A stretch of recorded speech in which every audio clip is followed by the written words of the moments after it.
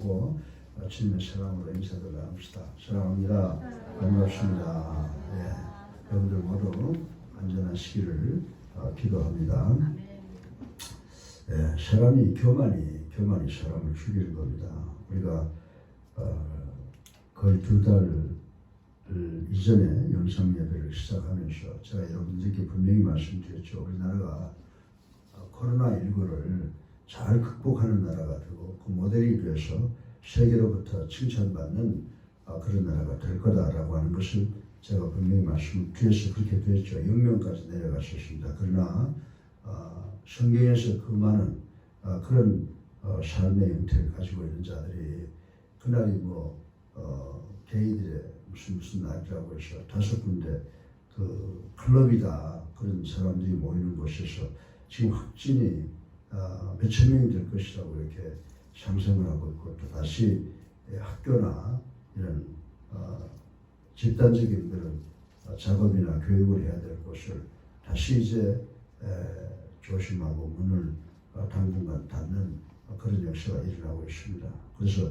오늘 통계를 보니까 29명이 또 확진이 되었어요. 물론 해외 유입이 3명이라고 그러지만 우리 모두가 다 끝까지 겸손한 마음으로 하나님께 기도하고 그리고 또 우리가 해야 될 일들 지켜야 될 그 예방 수칙을 잘 지켜 나가야 우리가 살 수가 있습니다. 여러분들 지금 보면요, 우리 격리 해제만 봐도 우리가 거의 80%에 입각하는데 이것만은 대단한 거 아닙니까? 예.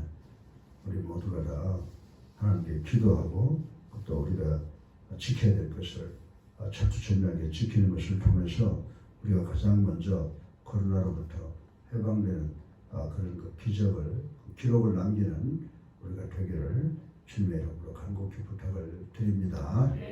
그렇다고 해서 무한정 또 예배를 이렇게만 드릴 수가 없으니까 아마 다음 주부터는 우리가 거리두기, 사회적 거리두기를 해서 예배를 드려야 되지 않을까 이렇게 생각을 하고 있습니다. 그래서 상의해서 여러분에게 문자로 알려드리겠습니다. 이 세상 살기가 참 어렵습니다. 여러분들 그런데 가장 잘 사는 방법이 뭐냐? 여러분들 제가 기도할 때마다 하나님께 영광을 돌리고 회개하고 그리고 감사하라고 제가 부탁을 드리잖아요. 그리고 우리 늘 회개하는 우리가 되어야 될 줄로 믿습니다. 우리 목회자들도 보게 되면 찬양합니다, 영광합니다, 회개합니다. 그건 그냥 끝나버리는데 예수 그리스도의 십자가의 보혈까지 감사하세요. 이 세 가지 가장 기도에서는 기도를 이끌어 나가는 그런 선두차와 같은 그런 역할을 합니다. 그리고 회개는요, 이 세상에서 죄에 안 지는 사람이 있으면 나아보라고 그래요. 우리가 어려운 삶을 걸어가게 되고 이런 일을 당하면요, 제일 먼저 남을 탓할 것 아니라 내가 무엇을 잘못한 것이 없느냐라고 하는 것을 생각해보고 회개하는 마음을 가져야 돼요.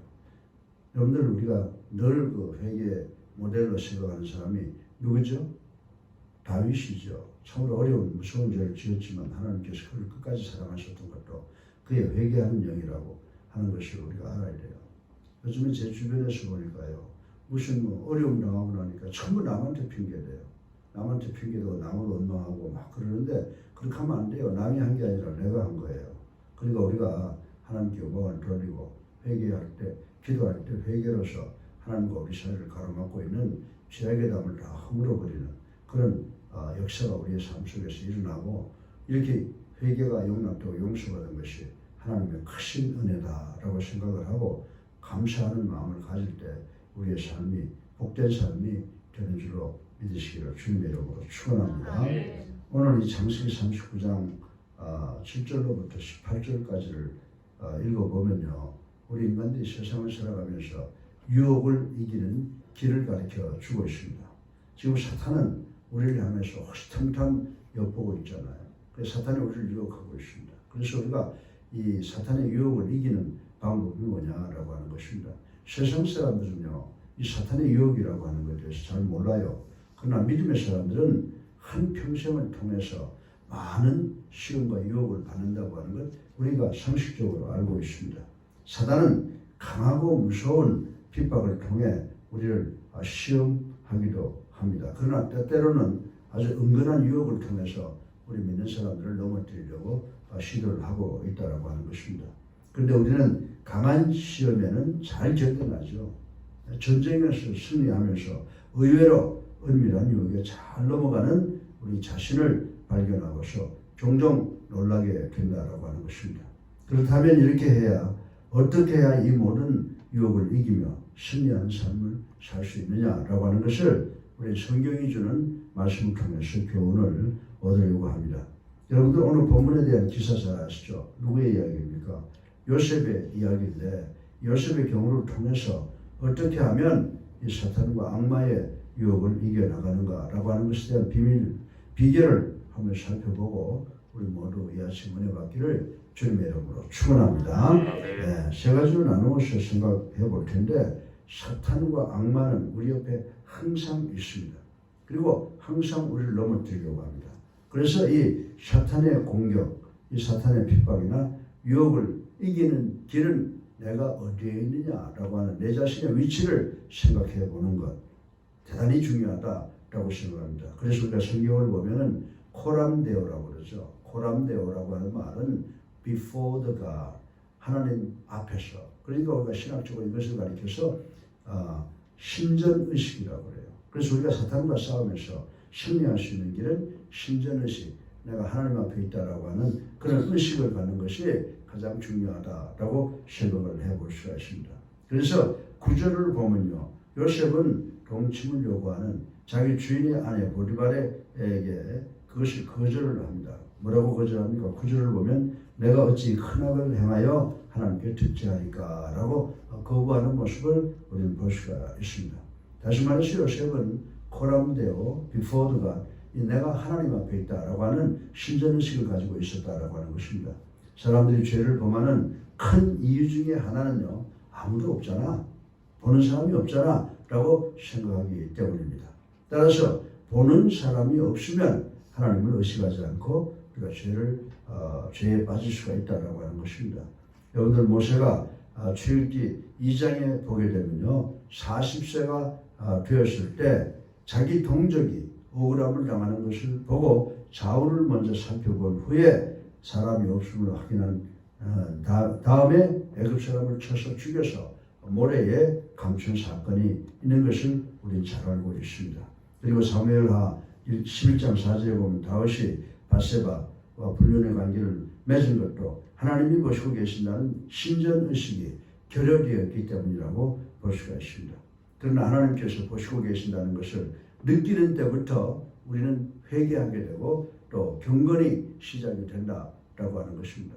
우리 인간들은 세상에 살면서 다 생각과 말과 행동으로 죄를 지을 수 있기 때문에 우리가 늘 하나님이 나를 보시고 계신다라고 하는 그 믿음의 생각을 가질 때부터 우리는 경건한 사람이 된다라고 말씀을 드릴 수가 있습니다. 그래서 구라파의 어떤 교파의 교회들은 교회 정문에 십자가를 걸어놓는 대신에 눈을 붙여놓은 곳들이 있다라고 하는 그런 이야기를 들은 적이 있습니다. 쉽게 말해서 무슨 말이에요? 신전의식을 가져라. 난 하나님 앞에 있다라고 하는 것을 가지라고 하는 권면이라고 하는 것입니다. 이 의식을 가지고 모든 경건한 믿음의 선진들은 범죄하지 않았다라고 하는 것입니다. 범죄하지 않았어요? 다윗이 범죄했고, 사무엘이 범죄를 했고, 모든 사람 다 범죄했습니다. 그러나 그들은 곧 회개해서 하나님 앞으로 돌아왔다라고 하는 사실을 우리는 잘 알고 있는 것입니다. 오늘 나는 하루하루를 하나님께서 보고 계시다고 하는 것을 의식하고 살고 있습니까? 사람의 눈만 피하면 된다고 생각하지 않습니까? 성도는 은밀히 보시는 하나님을 늘 의식하며 사단의 관계도 은밀한 유혹을 물리치는 우리 모두가 되어야 될 줄로 믿습니다. 코로나가 다 이젠 우리나라를 떠났다고 생각을 했는데 젊은 사람들이 지금 어떤 클럽에 들어갔잖아요. 자기 이름 다 숨기고 들어갔잖아요.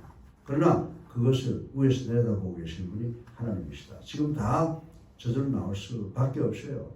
여러분들 우리가 문명이 얼마나 발달이 되는지 이 핸드폰을 가지고 있으면요, 자기의 위치가 다 추적이 돼요. 기지국 하나만 열면 거짓말할 수가 없어요.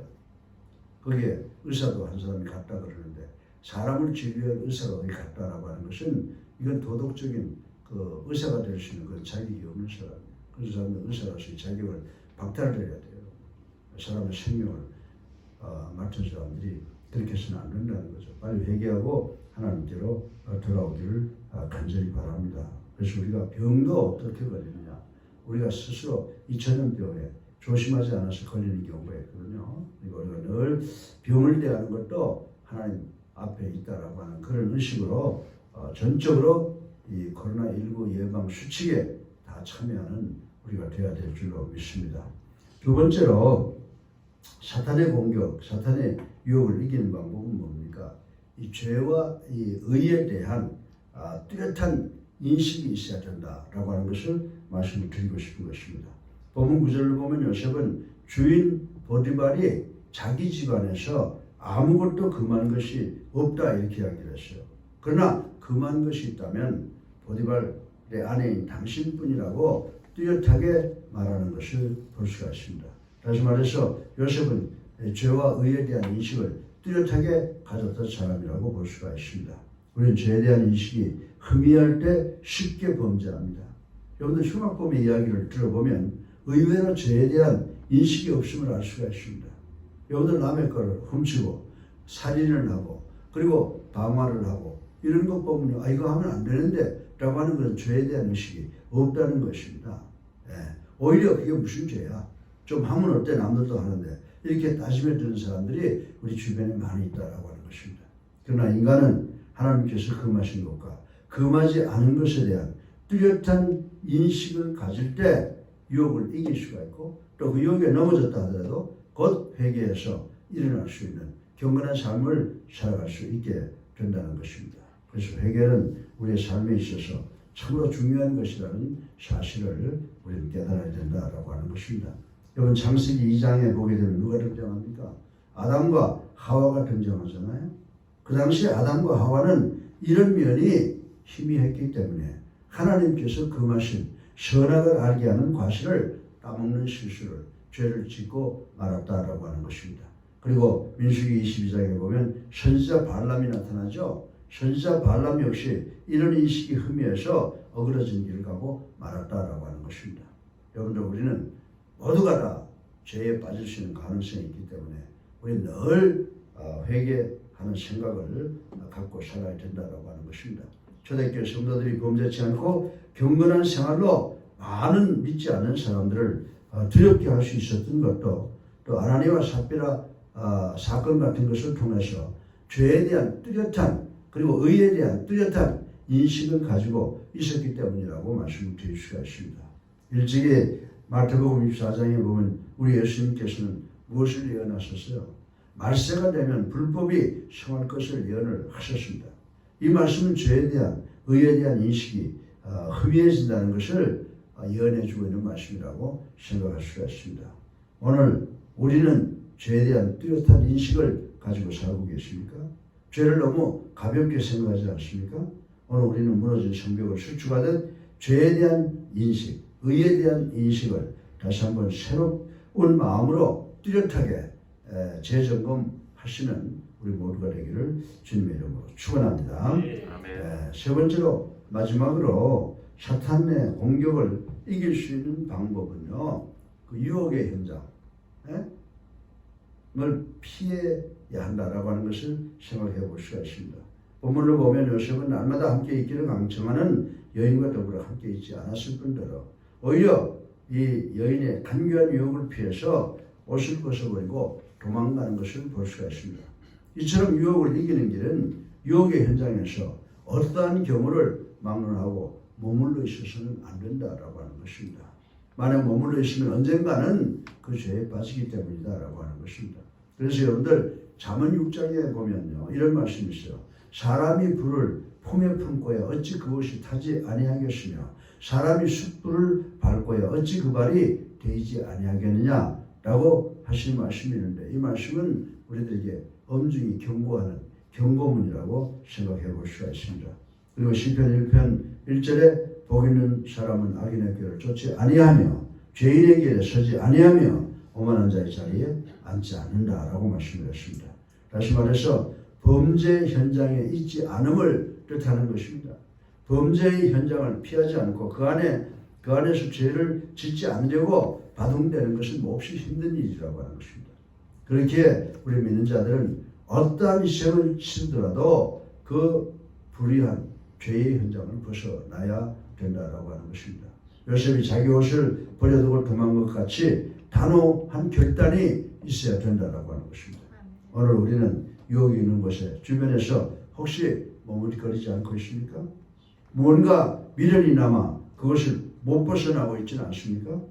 예수님께서 마태복음 5장 30절에 보면 내 오른손이 범죄하거든 찍어버리라고 하실 정도로 죄에 대해서는 단호한 태도를 가르쳤음을 상기하고 성도는 유혹의 현장을 과감히 벗어나려고 노력해야 되는 줄로 믿으시기 바랍니다. 사랑하는 예수님께 성도 여러분, 성도를 실족시키기 위해 매일 순간순간 도전해 오는 이 사탄과 마귀의 손길을 우리가 피하고 이겨낼 수 있도록 결단하는 우리가 되어야 될 줄로 믿으시기를 주님의 이름으로 축원합니다. 요한계시록 1장 14절에 보면 어떻게 하신다고 그랬어요? 하나님께서 불꽃 같은 눈동자로 우리를 지켜보신다라고 하신 이 말씀을 기억하시고 하나님이 금하신 것들을 생각하며 더 이상 유혹의 현장에서 몸을 하지 말고 은혜가 임하는 장소로 힘차게 달려나아가는 우리가 되어야 될 줄로 믿으시기 바랍니다. 그럴 때 진정한 놀라운 승리의 삶이 보장된다라고 하는 것입니다. 오늘 이 시간 우리 사랑하는 성도들, 우리 모두 죄인이에요. 우리 모두 죄 속에 서덕이고 있어요. 그런데 우리가 회개할 때 우리가 경건한 사람이 되는 줄로 믿으시기 바랍니다.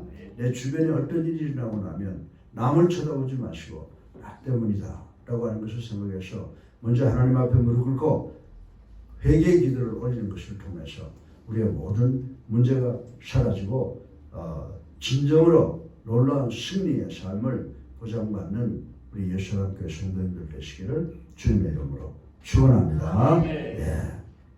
사랑 많으신 아버지 하나님.